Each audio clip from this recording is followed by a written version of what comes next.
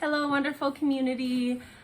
We are back with another episode of Just Look Vlog. I'm Selena. I'm Marissa. Melissa. So today we are talking about respectability politics. I'm sure the people have heard of this. So Melissa, said that she didn't know what respectability politics are. Obviously, I have my own opinion about what that is.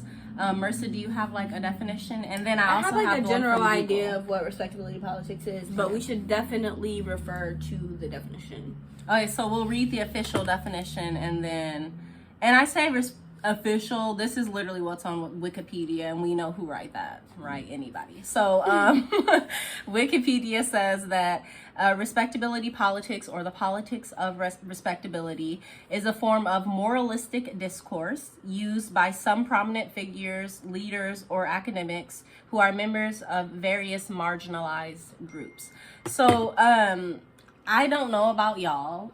That was super fucking vague. Right. I get the moralistic part. So for me, the two parts that stand out are the moralistic discourse part and the part where it's like marginalized, some marginalized groups or prominent figures. So I'm like, hold on. For me, respectability politics is this moralistic discourse, but only ever for Black women, because I don't know what other marginalized groups would like. I've never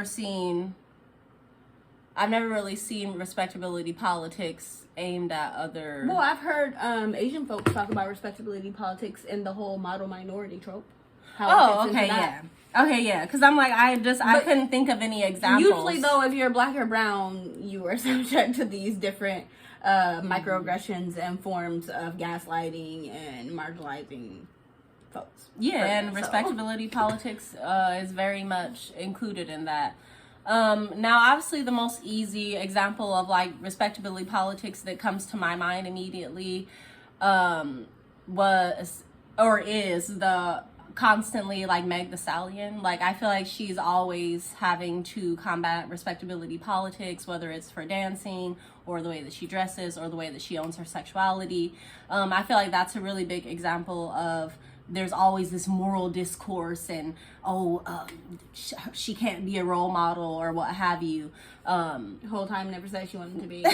But that's like my example of respectability politics. And I do feel like it comes into play in the nonprofit sector. And I feel like we even it was something that you said in one of our other videos that kind of reminded me of respectability politics too, because Black and brown led organizations like will kind of be afraid to tell the truth about their experiences in the nonprofit sector. And for me, I feel like that's because they don't want to be seen as, you know, the complaining Black people who aren't grateful, right? So or then jeopardize that moral, their chances of getting whatever, what have you. So that's my biggest example of how respectability politics play out in the nonprofit sector. I'm sure there's more. But I know that when it comes to different events in the Black community, when it comes to nonprofit sector, like I remember one time we wanted to have programming that was called Anti-Blackness Healing, and there was some respectability politics around like the name. So I know that there literally is always this higher moral questioning that comes around decisions that are made by and for the Black community. And I feel like that's really where the effects of respectability politics comes in. Yeah. Did you get a good understanding of what respectability politics was from that definition? I could certainly use a few more examples. Okay, let's find another definition. Yeah, because I feel like there's another definition of respectability politics. So it says here, this is a Studio Tao, is what it's in, and it's written by Emily Chen and Jenny Dorsey. And it says, respectability narratives are representations of marginalized individuals meant to depict them as sharing similar traits, values, and morals that align with the dominant group's definition of what respectability is. Okay. So I think that's actually a much better definition. That was written by a brown person, I assume. By the names Chen, Yang, Hung, those are Kumaki, those are all ethnic last names. exactly. Yeah. That's what that is. So of course there's a better grasp and understanding of exactly what it is. Yeah. Exactly. So basically, you as a marginalized person having to act like you share the same values as white folks, and you know. Yeah, it's honestly for me, like I would say it's another way in which Black and brown people are forced to perform whiteness. It's another way in which you're encouraged to code switch. So it's just pretty much like assimilation. Who can assimilate the best? Yes, and over assimilation. Yeah, because you over here having to act like you share the same values just to kind of fit in. And other consequences, like, because we know there are and real world consequences of not, you know, adhering to this. I don't want to be the one to bring up the slap, okay? I don't, because people wanted to stop talking about it. But I feel like that's another example of respectability politics. Yeah. And then definitely, because just with that example, there were so many other experiences of very disgusting and grotesque things happening at the Oscars. But arguably much more violent things. things. The worst thing ever. Right, because it was a Black person not upholding whiteness in this space where people felt like they should have. So for me, like, again, how this transfers to the nonprofit sector, how it relates to the conditions that we are out here to counteract. Is in every way, obviously, right? I feel like, and I don't have any like. So it's kind of like do what I say, but not what I do. Like they can kind of do whatever they want to do, but you're kind of yeah.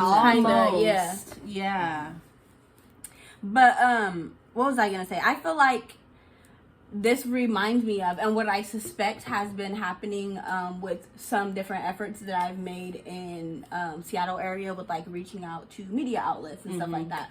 Like we don't care about respectability politics, and I feel like that's very obvious and clear with anyone that we've, come across, whether we're organizing or not. And I feel like because of that, we have not been invited to different media outlets and platforms.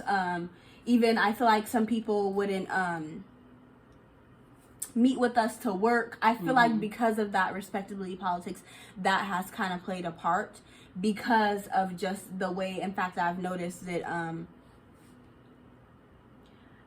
these different entities move and the and there's difference also in how we move and carry about things and go about and in Seattle organizing. particularly, I think there's this like in the Black community, especially the ones who, you know, are business owners or who work in nonprofit and who have, you know, there's this Black elitism that operates in Seattle. And I've noticed that like the elitism is also like respectability, right? Because these people are elite because they're respectable in the eyes of who? Right, you tell me. So that I see that as well, and I think that is something that creates a bit of a barrier. It kind of creates these silos that we're always trying to work to get out of in the nonprofit, especially Black nonprofit sector in Seattle. And so yeah, absolutely, there's respectability politics are, you know, in a way a cage that people are put into, and you can't move too far left or too far right or else consequences. Right. So I think that absolutely, as we move to challenge anti-Blackness, as we move to challenge internalized white supremacy, I think we'll find that respectability politics will be less and less of a thing, and it will be more like, okay, so are you respectful to other people, right, rather than are you performing in this, that, and the other way for me to respect you. Exactly. Or for me to have the perception that you're doing what I want you to do or what is needed. So yeah, I don't got a lot about respectability politics. Fuck them. It's trash. Excuse my language. We'll put a trigger warning in there. But for lack of a better word, that's what it is. Yeah, thanks for explaining it to me. I'm kind of older, so I didn't really know the term, but I definitely have experienced it without having a label for it. So thank you. Yeah, vocabulary is definitely important. It helps us to, you know, figure out the world around us. So definitely let us know what you think. Our respectability politics out here. Have you noticed it? What do you think? What can we do? How can we move towards a community where we're upholding people and values? Yeah, and values over random concepts that really hold no relevancy to our community. See y'all later. Bye.